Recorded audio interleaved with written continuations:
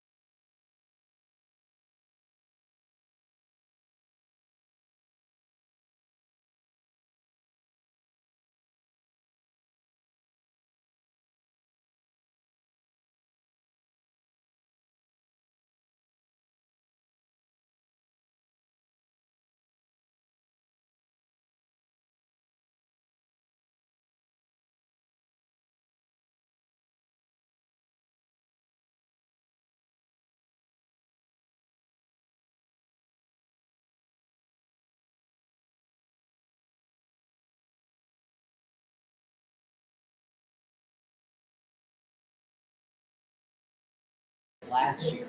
Yeah. And Double testing.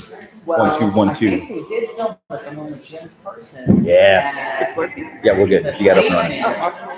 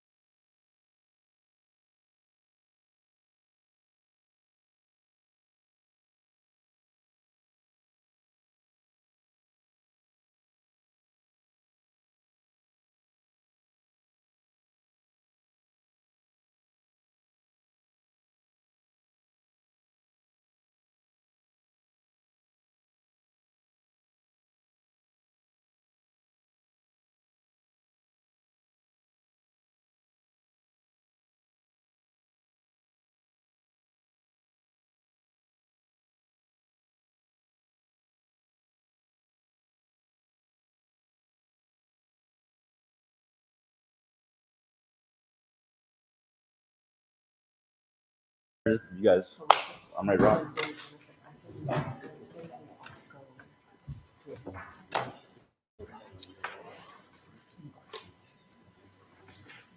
Okay, I want to thank everyone for being here tonight. Can we do, I know we have an additional person here with us tonight, but I'd like to just go around, we'll do introductions again. I'm Paul Abertinozzi, I'm the Chief of Staff with the St. Johns County School District. Terry Harmon, Counsel at St. Johns County Schools. We added 2 people this time. Jessica McMillan, she's from FCTC, and Lynn Coles, she's from Trout Creek, correct? Trout Creek. The team. That's our new folks. So. Okay. Unless you want to do everything. No, I'm fine. Okay. All right, I think we're good. Okay, so just to go ahead and get started, what I'd like to first do is, Thank you, Matt. first item we have is just some of our counters we want to walk through from our last meeting. So our first one is the bus driver MOU sign-on bonus. That was passed through SJEA the last meeting as well, so we wanted to hand that across. Understood. Our second one was we made some adjustments to the paid parental leave. When you take a look at this, you'll see we've adjusted the days. We've also built in break in service language. And I want to hand that across to you guys as well. All right, breaking service language, got it. And the paid parental leave piece. We've made some, in the Article 11, we've made some adjustments to the leave provisions and so forth that you've built in. We put in some strike throughs with regards to that. You'll see that this is primarily the big pieces you'll see with regards to that related to the illness piece and the professional development side with regards to that. And certainly you can see when we made the strike throughs on Got that. I've got to leave. Look here at that. Part of that as well is the bereavement language was built in there. Our hopes is that we can continue with our existing bereavement leave MOU. We feel compelled that we want to collect some additional data on that as it goes through. So I am going to hand that back across as our existing bereavement MOU as well. Okay.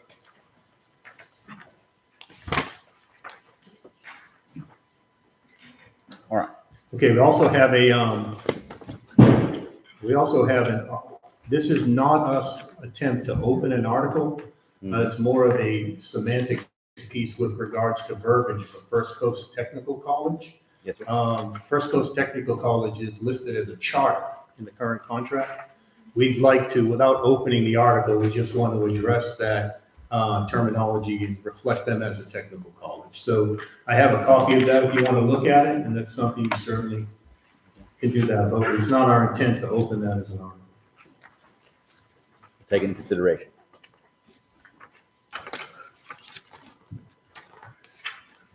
Okay, the optional planning day. With regards to the optional planning day, at our last meeting, I asked for documentation to be sent reflective on anything that has been required, anything that has been sent, anything that has been force-fed for staff to have to do. To date, I haven't received anything sent to me. So what I'd like to do is ask for that again. We'll push this down to a hold, but we would like to see some kind of data. Our belief on this is we feel like this is something we could handle with our administrators if there is something out there, but I would like to see documentation if we could. And but again, as of to date, I have not received anything. Okay. So nothing to pass for that. All right. We'll talk to the people in charge of that. Thank you. So the next 2 items I'm going to kind of put together as one, which is St. John's Technical High School and the Gaines Alternative School, Evelyn Hamlin, the MOUs. So the initial request was to increase those to 1 to 5,000 for the Hamlin and Gaines, and then the 2,500 to 3,000 for the St. John's Tech site.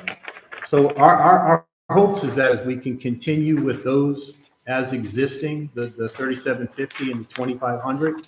I'm going to ask Wayne King to talk a little bit because we feel compelled that if there is an opportunity to take a look at increasing those, that would be something we could do through diff pay and have some conversation on that. So Wayne, do you want to share a little bit on the status of the differential pay plan? Okay, so we have one meeting, we have another meeting scheduled. So I think the vision would be if there is to be an increase in this, and that whatever the increase is from the current MOU, that would be, it would be part of what comes out of the differentiated pay, because it is pay quotient in a different format. So we come out of the, that differential or that bucket of money, if you like. There are not that many teachers at both sides combined, but we would start with a reduced number, a reduced bucket if this is part of the discussion. Test. We're meeting next week, correct? For differential pay? Correct. All right, we're gonna look at differential pay, talk in that committee, and we'll come back to you with count. Thank you. And I can provide the numbers of what the cost would be, and you can do the math as well, and stuff about, force teachers. Right, yeah, I mean, the teacher numbers, we'll take a look at it. Thank you. Okay, if you allow me to continue, I'd like to move to our compensation piece, and then we can come back with some items that Jesse needed shared while passing. In our compensation piece, and I'm going to have Kathy Weber is going to do a short presentation with regards to, and I'll have Emily display it, but prior to that, you'll see when you look at the bereavement language that we passed across, we built in some language in break in service. So within that compensation article, I'm going to pass across a piece for you to take a look at. We'd like to add that break in service language into the article in compensation. And I'm going to hand that off to you to be something for you to take a look at when we get into that compensation piece. All right. We'll take a look at it. Thank you. You said you put it under bereavement or? I'm sorry. When we passed the bereavement MOU, there's break in service language in there. You'll see the same language passed in this piece we just passed across in that article. Hey, parental leave, MOU? We didn't get it. Hang on. Backing it No, up. it's in the- I might have a bereavement sitting in the pile. I have one bereavement in the pile. They passed back exactly the Here, I'll same. see if I got Yeah. it. And so there's the language, and maybe I'm sorry if it's in the paper piece, but It is in parental leave, I the got piece we passed across, Yeah. yeah, that's my fault, sorry about that. We passed across, you'll see the same language built into that. Got it. We found it. Okay, thank you.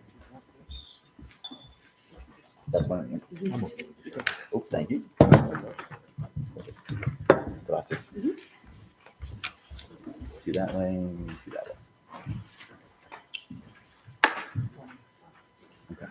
Okay, Emily, can you post that compensation piece, please? And Kathy, can give you a microphone to kind of walk through a little of that?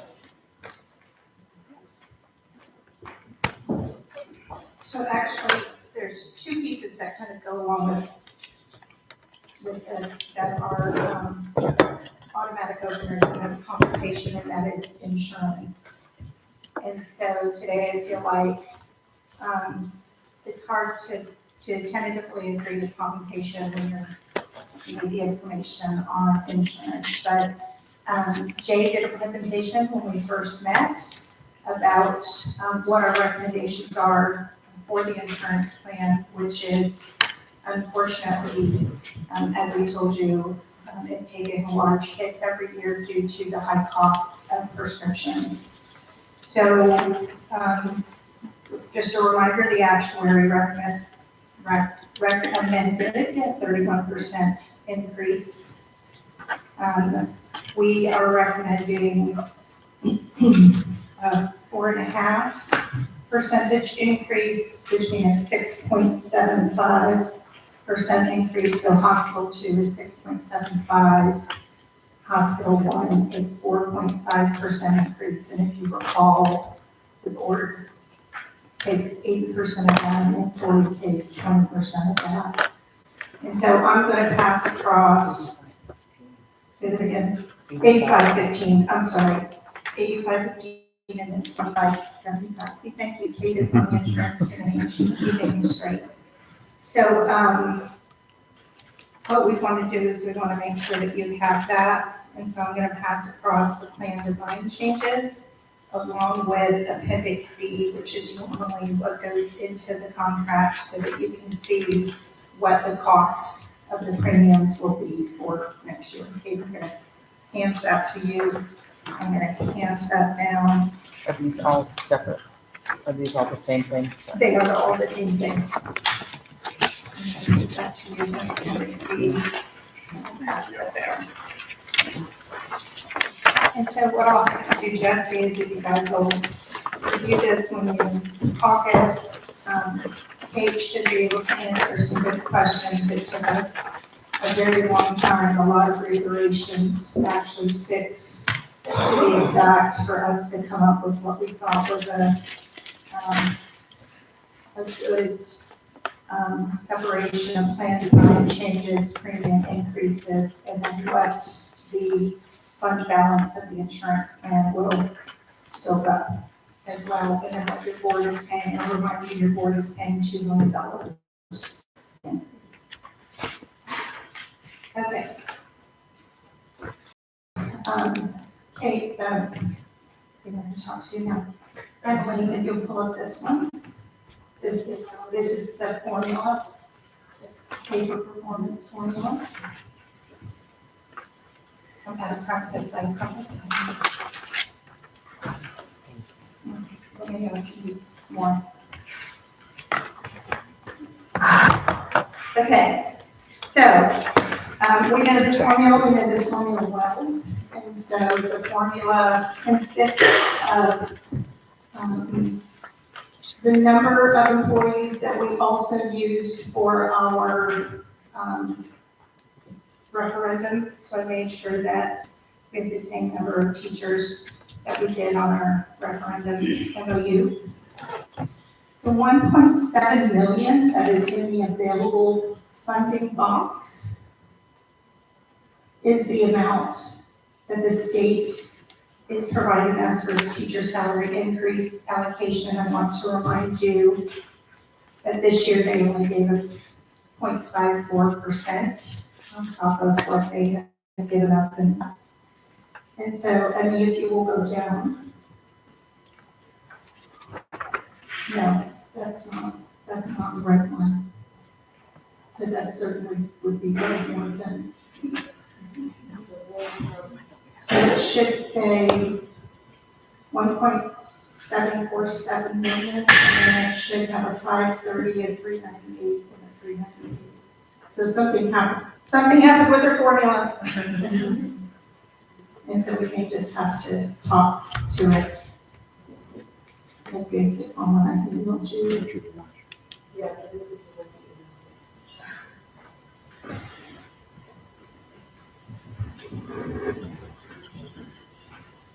So go down, because that should be about $500. Yeah. There. I don't know what happened. That scared me. Okay, so this is pay for performance, highly effective at 530, and then you're effective in your grandfather at 398. That is using everything that the state gave us in order to provide increases. However, and we showed you a budget that was in the negative. And so, what we have done, I am going to pass across the ability to give a little bit more. So if you will put the next piece up. And so I want to tell you what we have done in order to make this happen and to make something happen for SJEA as well. The district office will not travel to conferences this year, and so that's district office, that is not schools, we're not going to affect schools. But the district office, unless there is a state requirement that somebody attends, or that it is funded from a source outside of our general funds, there will be no travel at the district office, with the exception of local travel. Obviously, we're going to still serve you in your schools.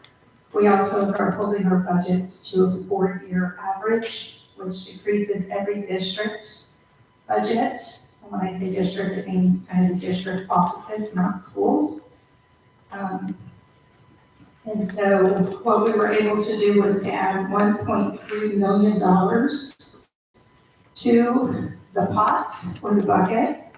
And so what ends up happening is we're also trying to do a little bit of the retention piece so we can continue to work on the compression that has happened. And then we want to go back to focusing still on paper performance. Some of our board members have had feedback that has stated that what they're hearing is that the old way of $75 versus $100 between effective and highly effective was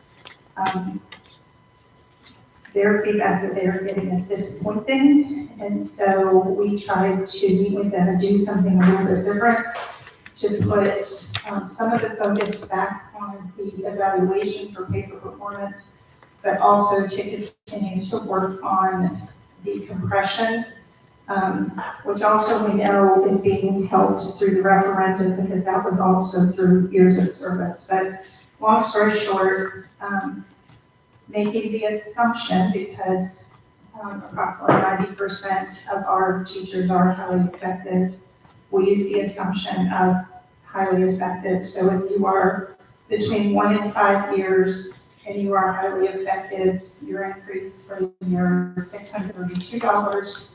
If you're between 6 and 10 years, your increase is $689. If you're between 11 and 15 years, you are $725. And if you are greater than 16, you're at $830. And so you kind of couple the referendum dollars for those that are greater than 16, and then it goes up to be around $8,800. And then you add another $800. There's, over a $9,000 increase, $9,500 increase that is coming the way to our most experienced teachers for the 25-26 school year. Any questions, Jesse? A small number, yes.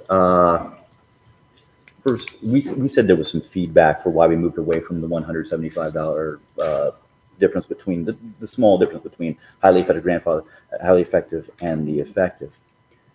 Do we have a source for those feedbacks? Where did those feedbacks come from? So when we had executive session, our board members stated that they had been speaking to teachers, and that was some feedback that they had received from their teachers.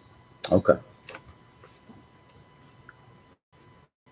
Secondly, and I'm taking a big step back in the conversation here. When we talked about insurance, you said the district or the board was spending $2 million on the increase. Was it for the insurance premiums, correct? Correct. Okay. Do you know? That's the board portion. Do you know what the board portion was last year by chance? I can find that out in the caucus. I will have it. I think it is pretty close, similar, but Jalen will best and she'll be able to let us know. But I do believe that it was somewhere in that ballpark. Thank you. Sorry, I haven't been using this thing.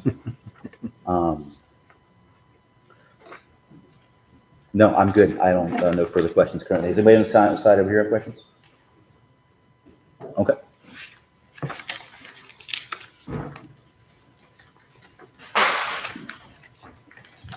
Thank you, Kevin. Hold on, see what we do not lose them. Not that I expected you to. All right. Is this where I ask questions for a little bit and then I'll pass back the stuff we have? It's really up to you. If you want to pass items, I know you had shared a couple that you want to send to us as well, and we'll caucus with that also. Or I know we passed a significant amount of items back over to you. It's really looking for what your team wants to do. Let me look through the stuff real quick that you just gave me. Let me ask 2 or 3 questions I had real fast. If you would, we'll start with school bus operator sign-on recruitment bonus. Is this changed at all from previous ones? No. Brand sync. Okay, perfect. When I come down to paid parental leave, you put in the break of service shall be considered any period of time person serves as a non-employee after previously be considered an employee. This may be due to resignation, retirement, non-reappointment, or termination. Can you walk me through? Do you feel someone would take advantage of the system and that's why you want to do this? Or what's your reasoning for wanting to make sure break in service doesn't count? I think it clarifies the process, and it's, you know, again, it doesn't leave it to the arbitrary interpretation. I think it provides clear language. It supports the direction where that wants to go. That's what I need, thank you. And word for word, same language on the adjustment for compensation piece you want to have inserted here. I may get with you later and make sure I know exactly where that's getting inserted. Paul, you need to talk about the piece about 365 days. That's added in there, Kathy, right? That's in, It is in Okay, there. Right. You might want to speak to that. on the retirement. That's on. all right, I'm looking at the new adjustment, new players who have not retired shall be placed on their former salary if the break-in service is less than 365 days. Okay, so, all right. You're telling me someone takes, has to leave the job for a reason. They come back, if they're rehired in 365 days, they come back at the exact same salary they left at. Okay. And the bereavement leave here, you've given me a copy because we are rejecting the insertion of the bereavement leave changes to the Correct. article. That's part of the article, right? Got it. And the MOU will override that article. Gotcha. Yes, sir. All right. Slide into professional employee jury duty, struck through. Personal with pay, struck through on prearranging the substitute required for leave approval. Now, I know that we put this in here because we were worried about there being some administrators who still believed that you would require that. Do you believe a sub is required for leave approval? Like you speaking for the group? Yeah, I support that.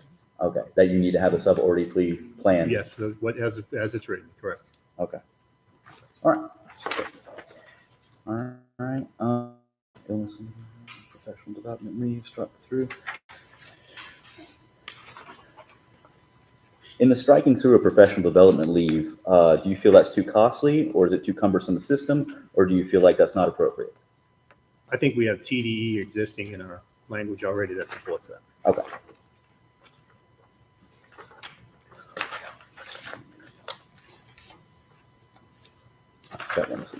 All right. And you just want to change the name to First Coast Technical College? Yeah, that's just not, without opening that article. Without opening That's article, That's yeah. just a clarification piece. Again, it's reflected as a charter in the existing contract.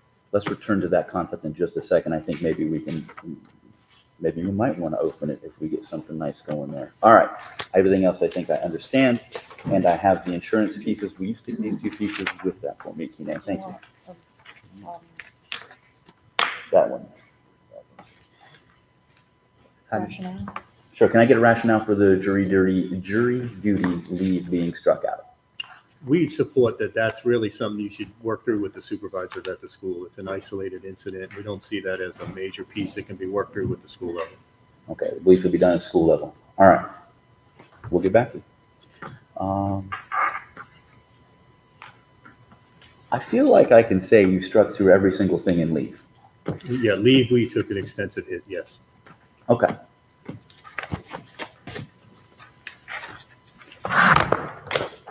Let's make something easy happen first then. Sources of strength, we're willing to just sign off on that. I've already got 3 copies already signed on my side. If you'd like to sign those, we can knock that out and put that in the pass.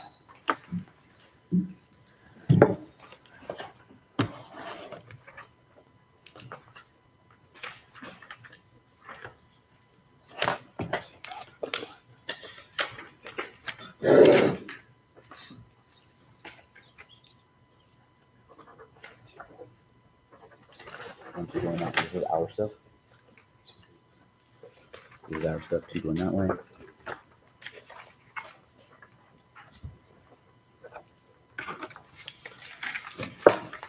Good Lord.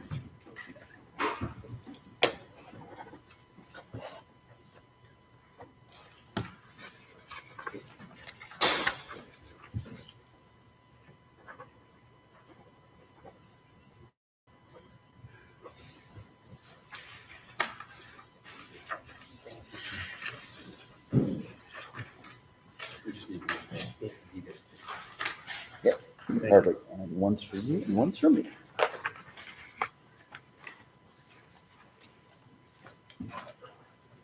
Okay, what I'm passing across here to you is dual enrollment supplement. Thank you. And I will talk to you, actually keep passing one of those back. I actually have to read it something. Thank you very much.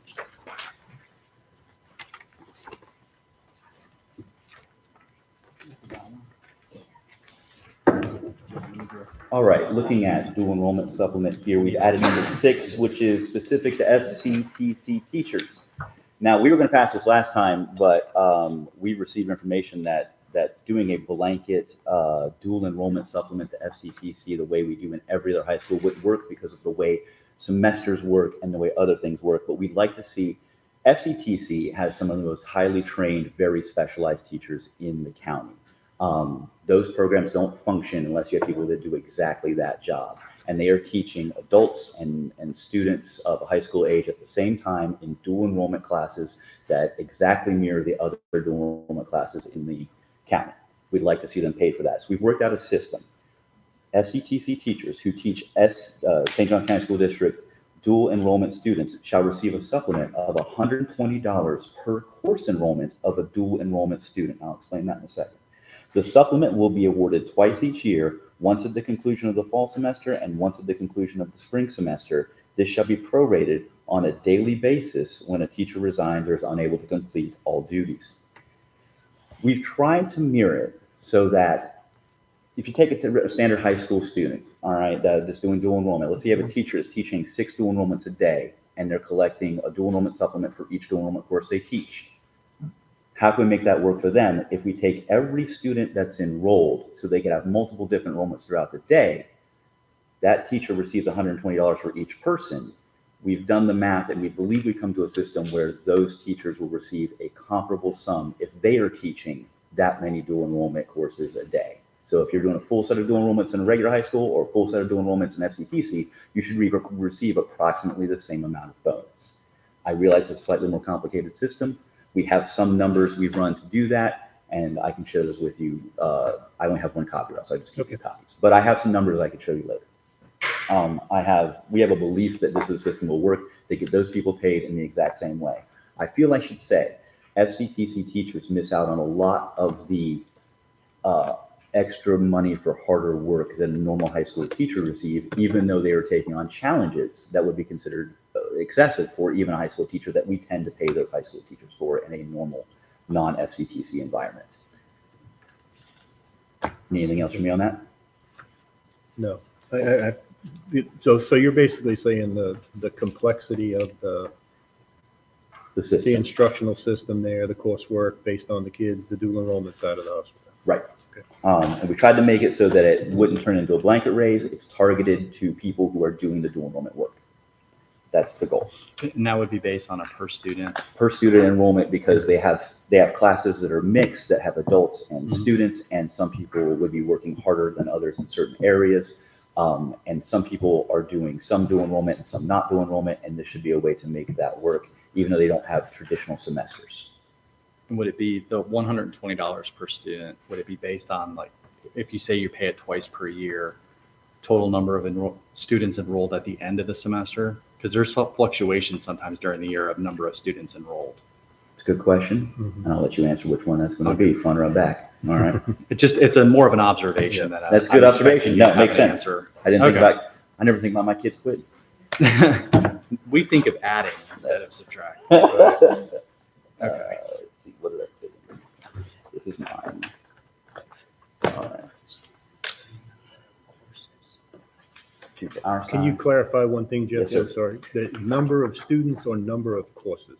So if you have a student who is in multiple courses throughout the day, they're paid per student per course. I may have a kid who's in 2 different types of dual enrollment courses, so he needs to qualify each time for that teacher teaching different courses. So again, it'll be paid per student. He needs to be paid basically per course per student. Jessica, am I getting that right? Yes, the same student might be enrolled in the diesel program and they would complete 3 or 4 courses in that program. So it's not per student number, it's per student enrollment. The same student enrolled in 4 courses would get paid out 4 times. We're trying to mimic what happened if a kid was in multiple DE courses in a high school if a teacher was teaching multiple different DE things. Hopefully, it all works out. If you want to ask directly to me, go ahead. No, Jim, and I'm not trying to Mhm. belabor it, I'm just trying to understand because you're saying per student, but then you're also saying per course. Right. So if a student's in multiple different courses in a day, it would be a qualifier for that teacher every time that kid is in a course. So he's not getting paid per having one dual enrollment student all day. He's getting paid for teaching those dual enrollment courses each day that have those students in it. So if I have one student all day, I would get it for all of my 6 No, you would get courses. it for any course that is dual enrollment that you're teaching that kid in, correct? If you were in a diesel course and it took 2 years to complete that course, you might complete 3 different courses in that program. So Every time you over do the a course course. of 2 years, that student would be counted 4 times, even though they're the same student, because they're completing 4 different course codes for the same program. So the automotive program, you complete 4 course codes. The diesel program, over the course of the program, you complete 4 course codes, and you get paid 4 times for the same student. So each strand that they would take during that Yes, time. and I have last year's report, all of our dual enrollment students, so we can estimate based on last year's enrollments. We had 236 individual enrollments over the course of the academic year across our campus. And so it might be slightly higher here, but we can get an idea of the numbers from We last have a year. belief that this will cost the district roughly $28,000 to $30,000 if we do this. Now, you should do your own math and back us all up here, of course, but under the numbers that we have, we believe that would be the cost. If we had paid it out last year, that would have. If you paid it out last year, Yeah, that would have been. have modern stuff. So when you said 200, is it 35? 236 enrollments was our last academic year. And so I think this year we might be a little bit higher, maybe 250 enrollments or so.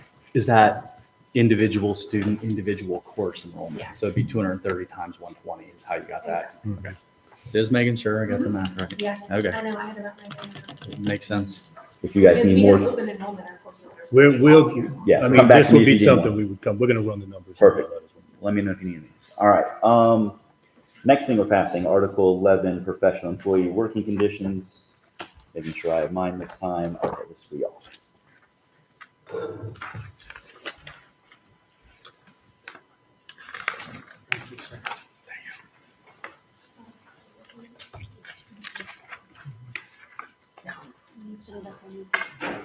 Yes, she should have it. Yes. Thank you, Mr. Ron. You're doing great.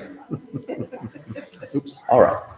All right, looking at professional employee working conditions, we're going to slide on down to J, where professional employees should be given 24 hours notice of a parental conference and shall have the option for rescheduling that appointment if it interferes with a prior commitment when scheduled during professional employees' contract time.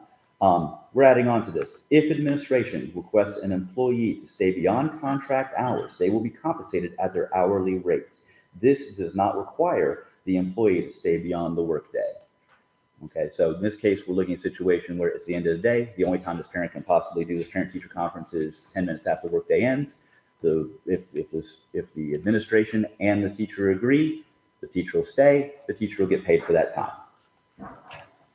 Moving it over to I. If you have questions, feel free to. I got one. Go Is ahead. it only in the context of parent conferences? Yes, because there's going to be a second piece later. Got it. Sorry, it's L, not I just can't read. Okay. The administration will make every effort to make equitable assignments of supervisory duties when it is necessary. Professional employees supervise students before and after the established student school day. All professional employees shall participate in such duties. However, and this is the addition, if the choice is between time for ESE compliance related activities and supervisory duties, the preference will be given to ESE compliance activities. Here's how it is. If the teacher is running the risk of being outside of ESE compliance because duties need to be the ESE paperwork, compliance, whatever has to be done, needs to get done, I would like to see that person not on bus duty until those compliances are met. Okay, they should not be fulfilling a duty that anybody could do when that body is needed on ESE compliance. That way we can make sure our ESE people are better covered in these situations. One question. Go ahead, please. So when I read that, Mhm. tell me if I'm wrong. Go ahead. It suggests that we should prioritize ESE compliance over student supervision. We should find somebody else to do it. Okay, because I say that only because the preceding sentence really says when it is necessary. Mhm. When it's necessary, I'm not sure there'd be a choice, is what I'm getting at. No. I don't want Okay. anybody to be left out there. I'm not in asking- the- I'm in the- not- In the rain, but I would love to see that, the last thing I'm gonna see is a person who's struggling under the SE paperwork to have to suddenly pull lunch duty, bus duty, and this duty every single day for a week when they could be getting the ESC compliance done and we could find somebody else better suited to the bus duty. So separate from the language, the solution Yes. that we're looking for is assuming students are covered. I- We can cover students and there's an opportunity to address ESC compliance first. We'd rather go, that's what you're trying to do, regardless of Correct. language. That's the, Our understanding is Outcome. complete, I think, Okay. and I understand your point about the word necessary. right, okay. Let's take a look at the next piece. Uninterrupted planning periods are provided for the purpose of teacher-directed, student-free, individual instructional planning. Jesse, I'm sorry, could you do T? Yeah, right. I'm sorry, that's Something under T? T? Yeah. Oh, I'm outdated. That's my problem. Hang tight. Here. Got it. Each teacher shall report any unsafe or hazardous conditions in writing to the principal as soon as practicable. Unsafe conditions may include, but are not limited to, classrooms or workspaces with non-functioning heating and air conditioning systems during extreme temperatures, inadequate ventilation, in the presence of mold or water damage, pest infestations, or lack of access to clean and functional restroom facilities. If such conditions are reported, the employer must verify within 3 business days and, if applicable, remedy the issue as soon as possible and provide an appropriate, safe, and adequate workspace until a problem is resolved. Part of working conditions, arguably part of the reason unions exist, is because sometimes you're forced to work a place where your health is at risk. Sometimes that health takes the form of pests or mold, and mold is very dangerous over long periods of time. And we'd like to see mold handled quicker and better, along with anything else that comes up in that same category. The 3 days is at least a clock for people to have to turn around and say, we're working on it and we will make an advancement in that area so that we can remedy that situation. I feel like, we're an old London school district, nation's oldest city. There's a little mold somewhere and we can get to work on fixing some of that. That's T. Any questions on T? Okay, uninterrupted, I'm double checking myself. Uninterrupted planning periods are provided for the purpose of teacher-directed, student-free, individual instructional planning. This is a time reserved for teacher to use at their professional discretion for work-related activities. No meeting shall be scheduled during planning time. Again, the worry is consistently somebody's always trying to put a meeting in the middle of the planning time. In 1, elementary school teachers, the addition is and speech language pathologists of all levels. We are looking to increase planning time from 30 minutes to 40 consecutive minutes, and we are looking to have the additional 100 minutes increased to 150 minutes of planning time. The reasoning for this is because elementary school teachers get the short end of the stick in planning time all the time, and they should have more somewhere. The thing that's a problem, what we understand is that some schools are already able to provide this. Some schools are unable to figure out how to provide this, and we would like to see that equitable across all schools. Have all schools model the schools that are better at this, and therefore reach a solution where elementary teachers get better planning. Flipping it over, I'm looking at 2 on the back side. This says middle school teachers, they also get 50 consecutive minutes. We want to add an additional 100 minutes of planning time shall be established in the normal work week. This involves the time before school for middle school teachers. And if you look in 3, after school for middle school teachers and before school for high school teachers, there is time down there, but it is time that is used up by everyone that will come and take it at any point. And I would like to have at least some of that time protected for those teachers because it's inequitable. All right, you may have a teacher who has an IEP every single day of the week for a week straight and doesn't get to use that time for any planning whatsoever. And planning can already be very thin.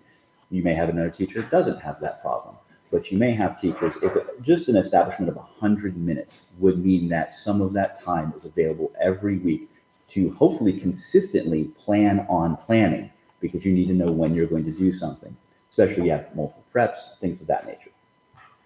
Are we good on 2 and 3? Can I ask a question? Go, please. The additional minutes you're requesting, Yes, sir.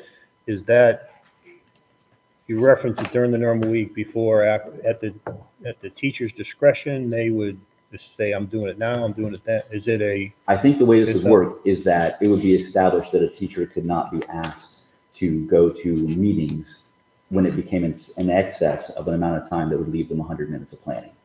There should be a point where someone says, man, we're really leaning on that one teacher every week. They are not getting that morning time.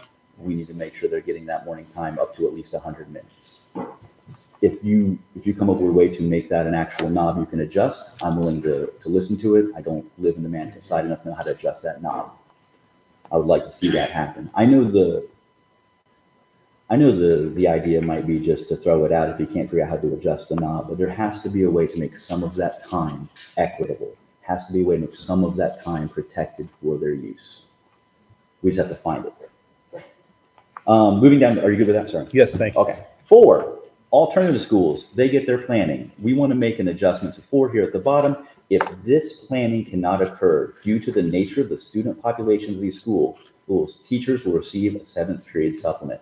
And here's the problem. If you're at Evelyn Hanlon or Gaines, and let's put them together, and you have students who you sometimes cannot leave alone to go take your lunch, sometimes at the insistence of the student, those teachers, if they're not getting regular planning time, they need to get that 7th period supplement so that they can plan at home under, while being paid.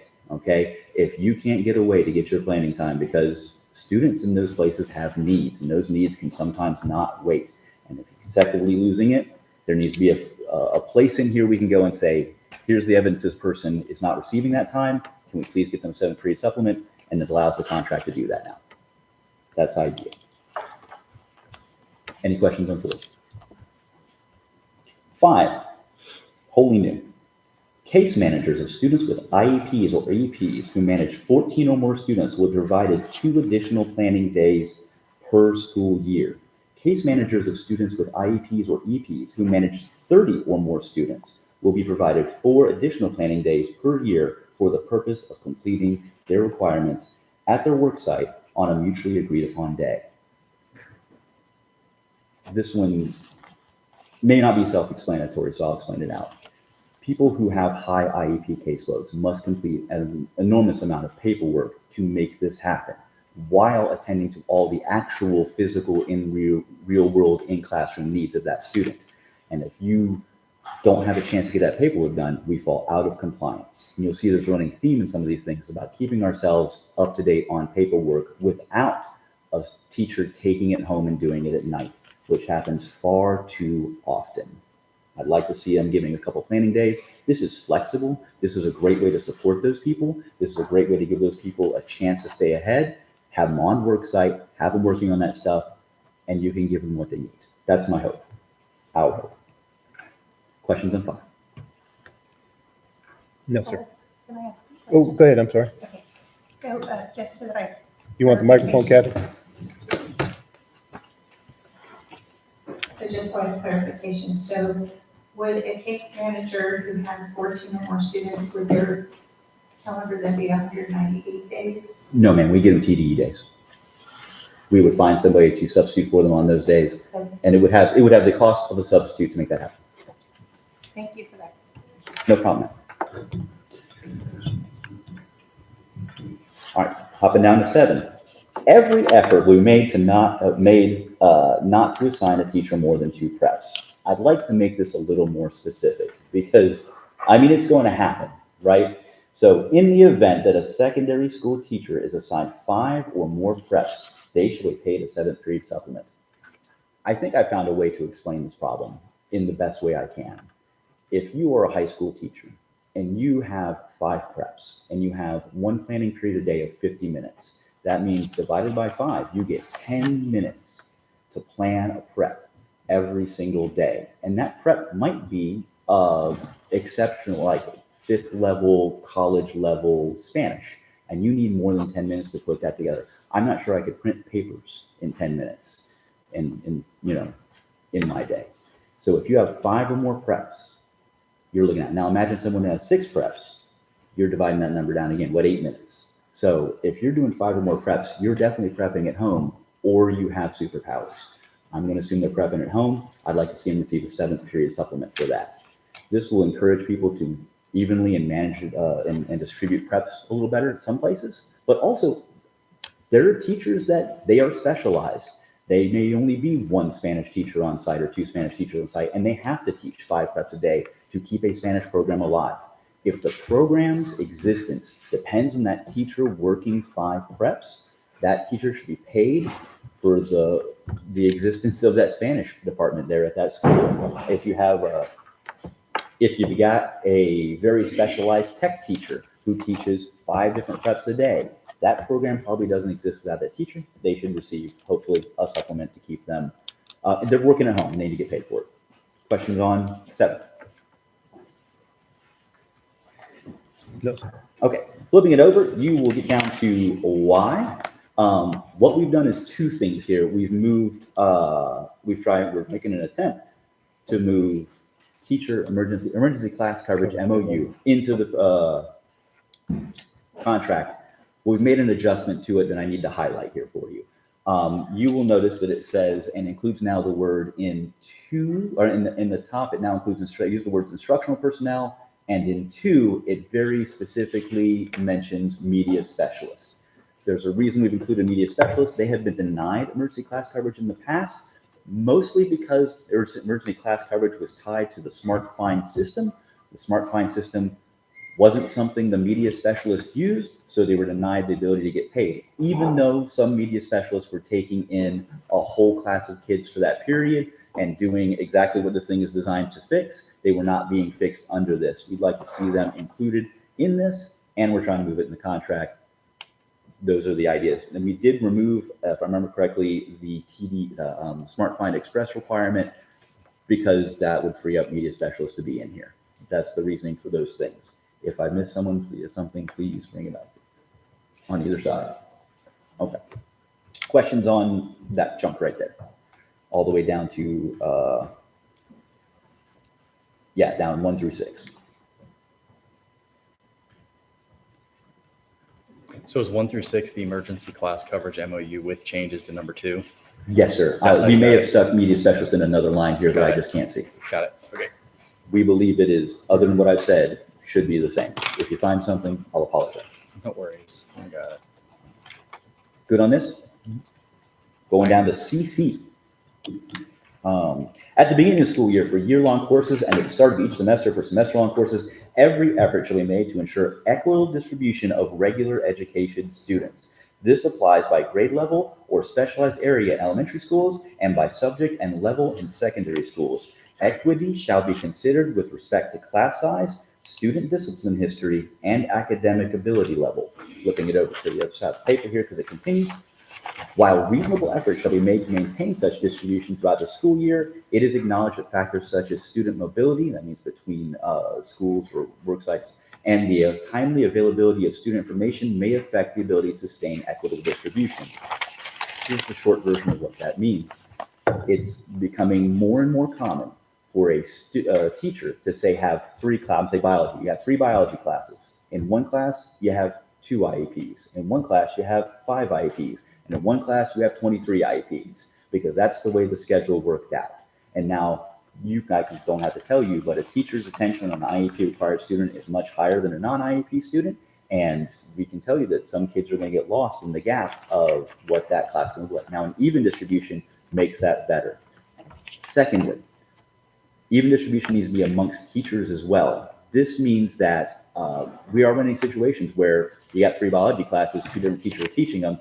One teacher may have 2 classes with a 5 and 4, and one teacher has 1 biology class with 23 IEPs. Now you have a problem where they're not equitably distributed throughout any teacher's day, and one teacher is being unfairly worked versus another teacher. We understand sometimes that's how the schedules happen to work out, but we need to be cognizant of it, and this requires us to have to be cognizant of it, and therefore make some changes. If some kids come in later in the year, what this does is says, hey, kids join later in the year, we can't perfectly mix everybody that joins 20 days after school starts.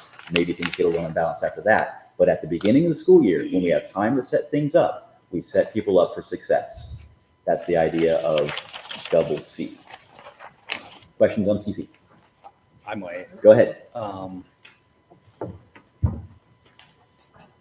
When you say equitable distribution of regular education students, are you Right. saying to try to give each teacher as close as possible the same number of students who have IEPs? Right, I'd like to see IEPs distributed evenly. I'd like to see students who have, let's say,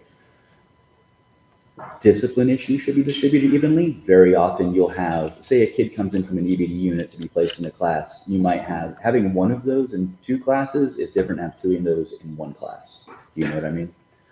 So when we have students coming in who are getting an education, they need to be distributed in a way that lets that teacher educate everybody in that room as equally as possible. But in terms of though just throwing hypothetical out Yeah. there, I mean, needs of a student on an IEP vary greatly. So I think if you just base it on 5 here, 5 there, I'm not sure that's going to get you what you're trying to get. I'm willing to accept. I'm just trying to I'm understand willing the to accept in concept. the ideas that I would like everybody to work roughly the same.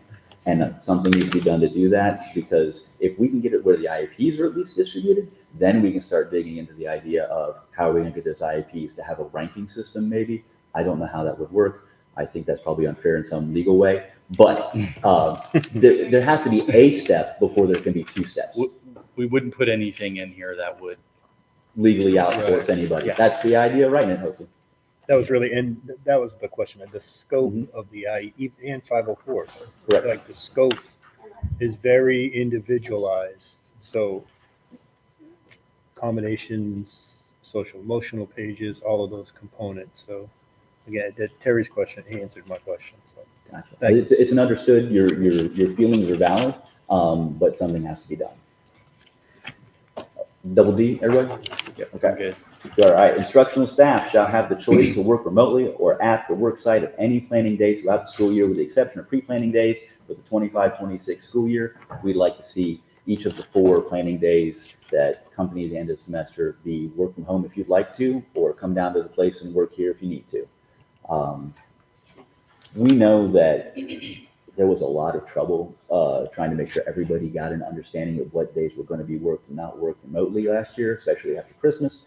And I think that the gains that were made do not appear from our perspective to have been enough to force people to come back when we could have worked from home on that day. Questions on D? Okay. EE, case managers of IEPs shall be given 24 hours notice of an option to schedule a meeting if it interferes with prior commitment when scheduled during the professional employee's contract time. If the administrator requests an employee to stay beyond contract hours, they will be compensated at their hourly rate.